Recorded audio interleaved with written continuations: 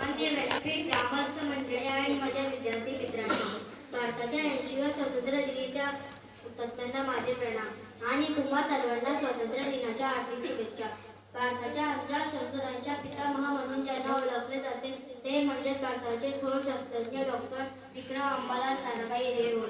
Doctor Vikram Sarabhai यांचा जन्म 12 August 1919 साली अहमदाबाद येथे झाला.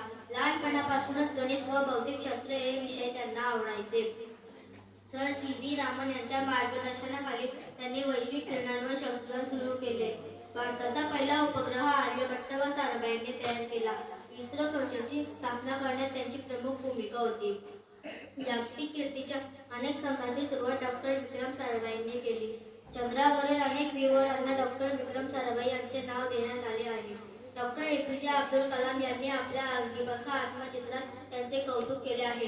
1866 साली भारत सरकारने पद्मविभूषण पुरस्कार देऊन त्यांचा गौरव केला आहे. 30 डिसेंबर 1971 मध्ये रात्री झोपेतच त्यांना हार्ट अटॅक आला आणि डॉक्टर विक्रम साराभाई यांनी जगाचा निरोप घेतला. डॉक्टर विक्रम साराभाई यांच्याविषयी एवढेच म्हणेन, देशाच्या अंतराळ प्रगतीचा ध्यास होता ठायी ठायी, देशाच्या अंतराळ प्रगतीचा ध्यास होता ठायी ठायी. भारताची शान आणि गौरव डॉक्टर विक्रम साराभाई.